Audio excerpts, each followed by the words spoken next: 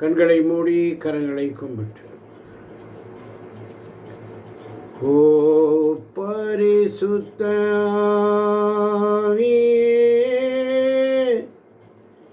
என் ஆன்மாவின் ஆன்மாவே,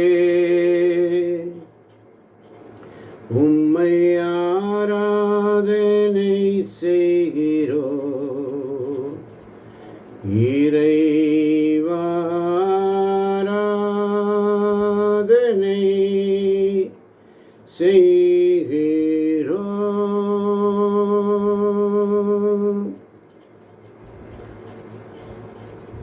ஆண்டவரே, இன்றைக்கான அழைப்பு ஆண்டவரை கைதட்டில் துதிக்க செய்ய அழைக்கப்படுகிறோம். வாய் மூடி கவலைப்படுவதை நிறுத்திவிட்டு வாய் திறந்து ஆர்ப்பரிக்க அழைக்கப்படுகிறோம். ஏற்கனவே அவர் நமக்கு செய்திருக்கின்ற நன்மைகளை நினைவு கூறுவோம். சிங்காசனத்தை நோக்கி பார்ப்போம். உங்கள் பிரச்சனையை அல்ல, ஆளுகை செய்யும் ராஜாதி ராஜாவை நோக்கி பார்ப்போம். சிங்காசனத்தில் வீற்றிருக்கும் பரிசுத்தரே, பரிசுத்தரே, ஆராதனை உமக்கு, ஆராதனை, ஆராதனை உமக்கு, ஆராதனை.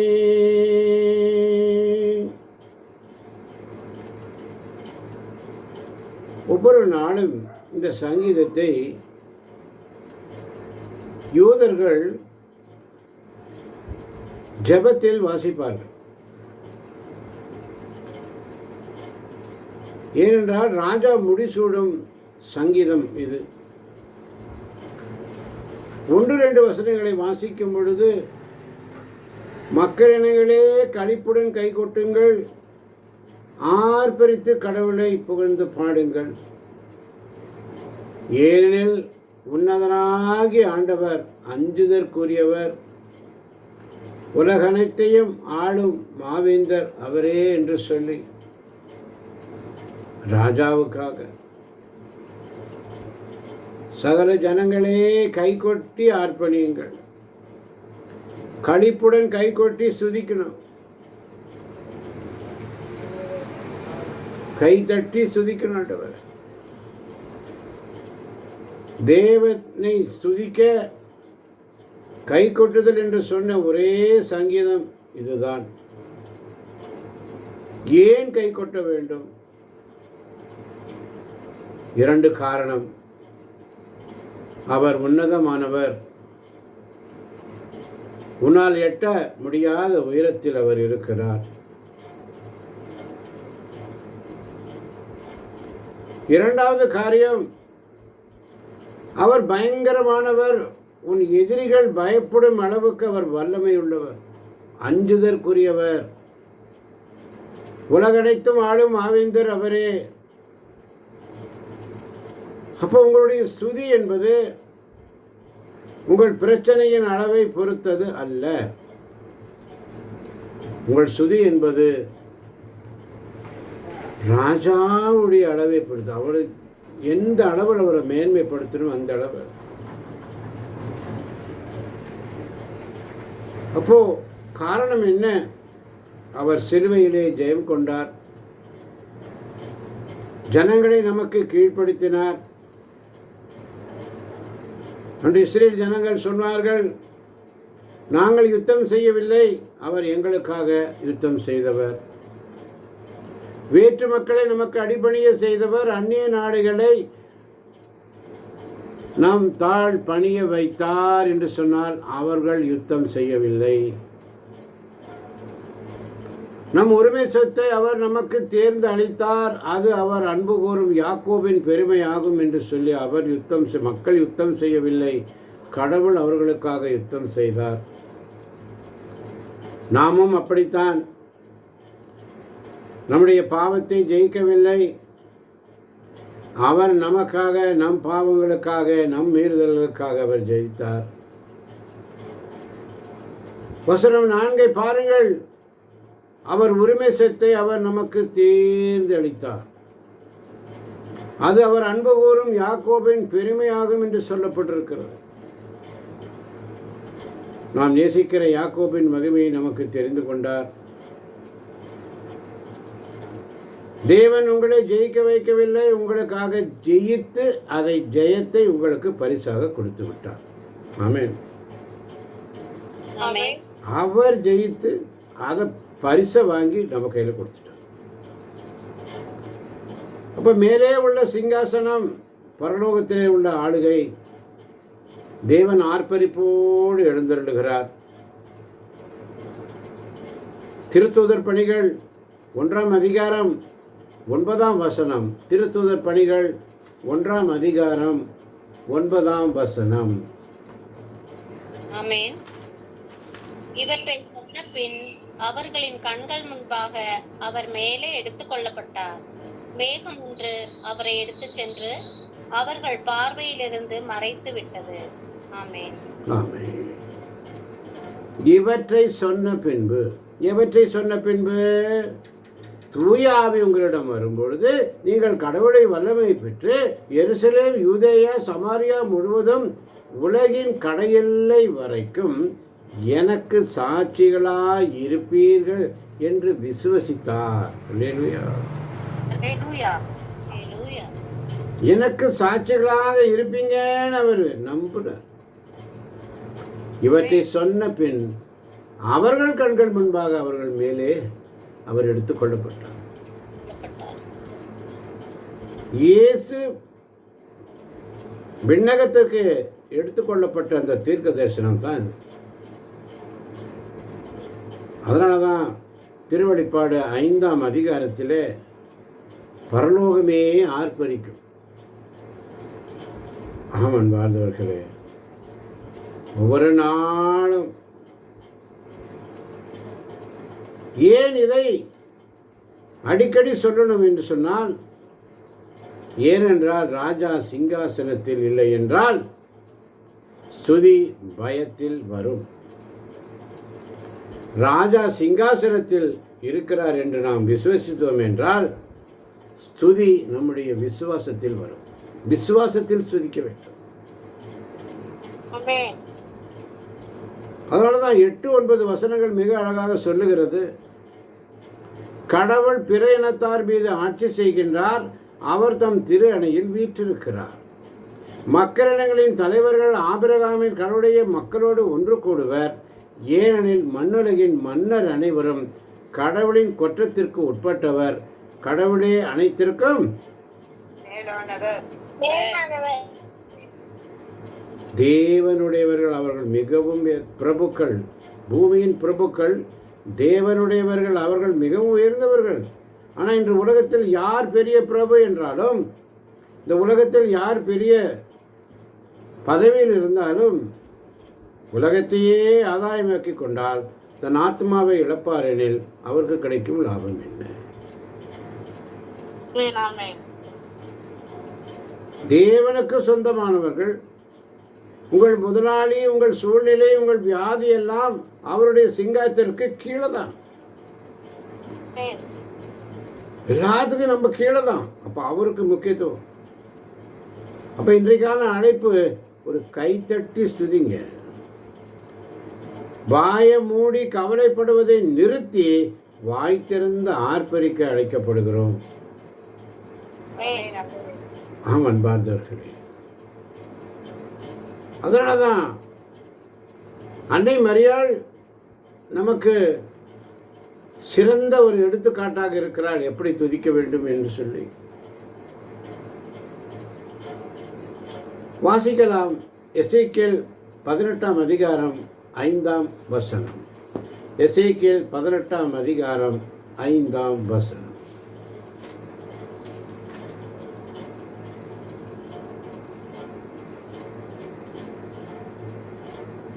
ஒருவன் நேர்மையாளராயிருந்து நீதியையும் நேர்மையும் கடைபிடித்தார். ஒருவன் நேர்மையாளராயிருந்து நீதியையும் நேர்மையும் கடைபிடித்தார். கடைபிடித்தல், நீதியுடனும் நேர்மையுடனும் கடைபிடித்து ஆண்டவருக்கு ஊழியம் செய்யணும். ஆமாம் பார்த்தவர்களே, அதனால தான் திருப்பாடல் 48:9 ஆண்டவருக்காக நான் உருகணும், ஆண்டவருக்காக உருகணும். மரியாவின் வழியாக நம்முடைய தலைமுறை ஆசீர்வாதங்கள் எப்படி வேதத்தில் சொல்லப்பட்டிருக்கிறது. முதலாவது விசுவாசத்தின் ஆசீர்வாதம். இறை வார்த்தையை நம்புவதற்கு அன்னை மரியாள் நமக்கு கற்றுக் கொடுக்கிறாள். லூக்கா நற்செய்தி 1ஆம் அதிகாரம் 45ஆம் வசனம்.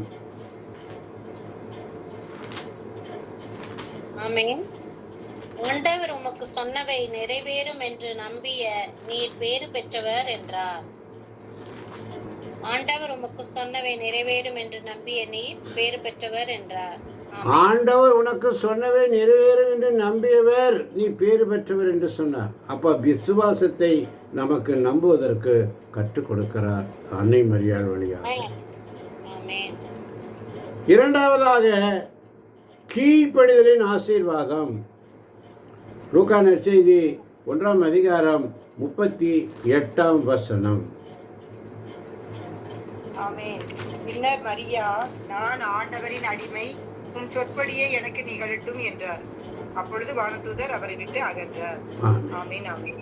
கீழ்ப்படிதல்.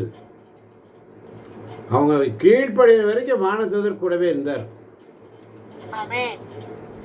ஆம் என்று சொல்லி பெற்றோருக்கும் பிள்ளைகளுக்கும் அந்த ஆம் என்று சொல்லி அந்த வார்த்தை அப்படியே ஆகட்டும், தேவ சித்தத்தின்படி ஆகட்டும் என்று சொல்லி அன்னை மரியாள் நமக்கு கற்றுக் கொடுக்கிறாள்.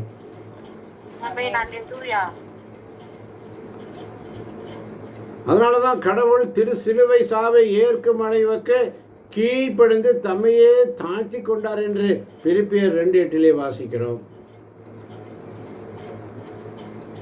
மூன்றாவதாக ஜெபத்தின் ஆசீர்வாதத்தை அன்னை மரியாள் நமக்கு கற்றுக் கொடுக்கிறார்கள்.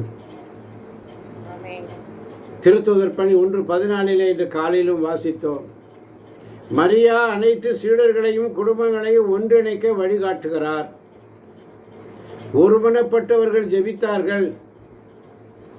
அதனாலதான் இணை சட்டம் 6:7 காலையிலும் வாசித்தோம். மீண்டும் ஒரு முறை இணை சட்டம் 6:7 வாசிக்கலாமா?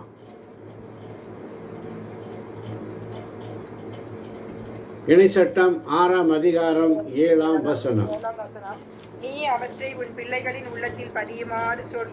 நீ அவற்றை உன் பிள்ளைகளின் உள்ளத்தில் பதியுமாறு சொல்.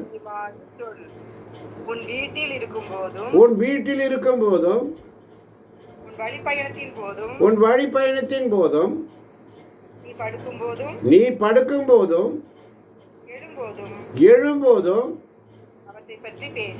அவற்றை பற்றி பேசு. உன் பிள்ளைகளுக்கு சொல்லிக் கொடு.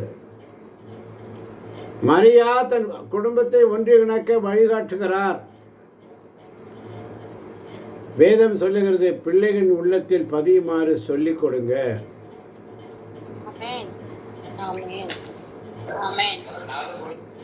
நான்காவது காரியம் தூய ஆவியானவருடைய ஆசீர்வாதம்.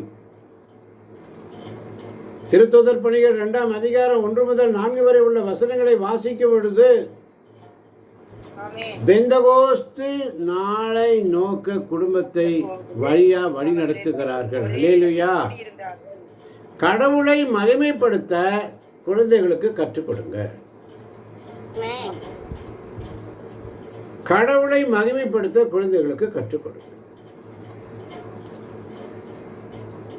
திருத்தூதர் பணிகள் 1:14 வாசித்தோம். அவர்கள் எல்லாரும் ஒருமனப்பட்டு ஜெபித்தார்கள். தாய் மரியாவோடு எல்லா சீடர்களும் சேர்ந்து.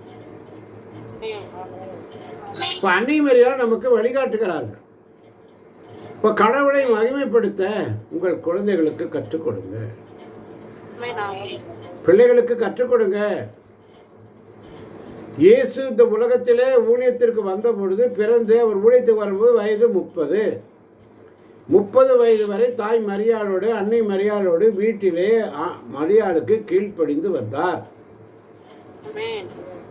அப்போ அன்னை மரியாள் அவருக்கு எல்லா காரியங்களும் எவ்வளோ அழகாக சொல்லி கொடுத்ததுனால தான் 30 வயசுல ஊழியத்துக்கு வந்து அவ்வளோ அருமையாக ஊழியம் செய்கிறார். அல்லேலூயா.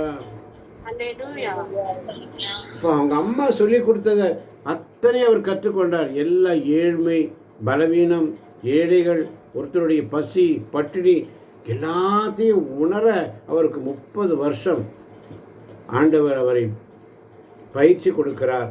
30 வயதில் ஆண்டவருக்கு ஊழியம் செய்ய வருகிறார். ஆமன் வாழ்ந்தவர்களே, கானாவூர் பந்தியிலே பார்க்கிறோம், ஒற்றுமை. கிறிஸ்துவின் குடும்பங்கள் ஒன்றிணைத்து நிலைத்திருக்க மரியா உதவுகிறார். ஹல்லேலூயா. மியூட் போடாதவங்க மியூட் போட்டுக்கோங்க தயவுசெய்து. யோவான் நற்செய்தி 2ஆம் அதிகாரம் 1 முதல் 11 வரை உள்ள வசனங்களிலே வாசிக்கிறோம். குடும்ப தேவை, என் பிள்ளைகளுக்கு ரசம் தீர்ந்துவிட்டது. எனவே மரியாள் அங்கே பரிந்துரை செய்கிறார். அன்னை மரியாள் நமக்காக ஒற்றுமையின் ஆசீர்வாதம். கிறிஸ்துவில் குடும்பங்கள் ஒன்றிணைந்து நிலைத்திருக்க மரியா அங்கே உதவுகிறார். ஐயோ, என் பிள்ளைகளுக்கு ரசம் தீர்ந்து விட்டது என்று பரிந்து பேசுகிறார், ஒருங்கிணைக்கிறார், ஒற்றுமைப்படுத்துகிறார் தாய் மரியாள். 6வது காரியம், ஒரு பாதுகாப்பான ஆசீர்வாதம். எப்படி பாதுகாப்பான ஆசீர்வாதம்? யோவான் நற்செய்தி 19ஆம் அதிகாரம் 26, 27 வசனங்கள் மிக அழகாக சொல்லும். யோவான் நற்செய்தி 19ஆம் அதிகாரம் 26, 27 வசனங்கள். இயேசு தன் தாயையும் அருகில் நின்ற தம் அன்பு சீடரையும் கண்டு தம் தாயிடம், அம்மா, இவரே உம் மகன் என்றார். பின்னர் தம் சீடரிடம், இவரே உம் தாய் என்றார். நேரம் முதல் அச்சீடர் அவரை தம் வீட்டில் ஏற்றுக்கொண்டார். ஒரு தாழ்மையான பரிந்துரை. ஆன்மீக தாயாக நமக்கு ஆண்டவர் கொடுத்த தாய் அன்னை மரியாள். பாதுகாப்பின் அது ஆசீர்வாதம். அன்னை மரியாள் மூலமாக இதோ உன் தாய், இதோ உன் தாய். பின்னர் தம் சீடரும் இதோ உன் தாய் சொல்லி அந்நேரம் முதல் சீடர் அவரை தன் வீட்டில் ஏற்று ஆதரவளித்து வந்தார். 7வது ஆசீர்வாதம், புதிய தலைமுறைகளின் ஆசீர்வாதம். புதிய தலைமுறைகளின் ஆசீர்வாதம் எப்படி? லூக்கா நற்செய்தி 1ஆம் அதிகாரம் 50ஆம் வசனம். லூக்கா நற்செய்தி 1ஆம் அதிகாரம் 50ஆம் வசனம். அவருக்கு அஞ்சி நடப்போருக்கு தலைமுறை தலைமுறையாய் அவர் இரக்கம் காட்டி வருகிறார். அவருக்கு அஞ்சி நடப்பவர்களுக்கு புனித தலைமுறைகளின் ஆசீர்வாதம். உங்கள் குடும்ப விசுவாசத்தை அடுத்த தலைமுறைக்கு எடுத்து செல்லும் இறைவனுடைய கருவியாக மாறுகிறது. அவருக்கு அஞ்சி நடப்போருக்கு தலைமுறை தலைமுறையாய் அவர் இரக்கம் காட்டி வருகிறார். இப்படியாக 7 தலைமுறை ஆசீர்வாதங்களை குறித்து ஆவியானவர் நமக்கு கற்பிக்கிறார். அதனால தான் திருப்பாடல் 47 வழியாக, ஆண்டவரே உலகின் அரசர், மக்களே பாடுங்கள், மக்களிடையே களிப்புடன் கைகொட்டுங்கள், ஆர்ப்பரித்து கடவுளை புகழ்ந்து பாடுங்கள். 9ஆம் வசனத்தில், மக்களினங்கள் தலைவர்கள் ஆபிரகாமின் கடவுளுடைய மக்களோடு ஒன்று கூட, ஏனெனில் மண்ணுலகில் மன்னர் அனைவரும் கடவுளின் குற்றத்திற்கு உட்பட்டவர், கடவுளே அனைத்திற்கும் மேலானவர் என்பதை உணர்ந்து கொள்ளுங்கள். ஒவ்வொரு நாளும் அவருடைய சமூகத்தில் அன்பார்ந்த தேவ ஜனமே, ஆண்டவரே உலகின் அரசர், அவரே படைப்பு, மீட்பு, அனைத்தின் அடிப்படையும் ஊற்றும் நமது பாடுகள், நம்முடைய இறப்பு, உயிர்ப்பு, விண்ணேற்பு வழியாக இயேசு படைப்பனைத்திருக்கும் அரசராக, மீட்பின் தொடக்கமாக, உன்னத கடவுளாக, அவரே படைகளின் ஆண்டவராக, அவரே அனைத்தையும் அனைவரையும் ஆண்டு நடத்தும் அரசராக, அவருடைய மக்களாகிய நம் அவரது லட்சியமான இறை ஆட்சியின் மக்களாக வாழ நம்மை அழைக்கிறார்.